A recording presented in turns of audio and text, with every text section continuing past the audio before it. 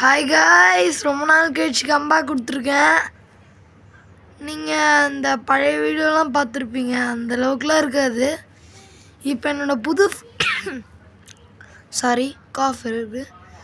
புது ஃப்ரெண்டு வந்து கேமிங் வீடியோலாம் போடலான்னு பிளான் பண்ணியிருக்கான். ரோசிச்சுட்டு அப்புறம் உங்களுக்கு அப்லோட் பண்ணுறேன். அப்படி வந்துச்சுன்னா க்ரோவா கார்டன் போடுறேன்.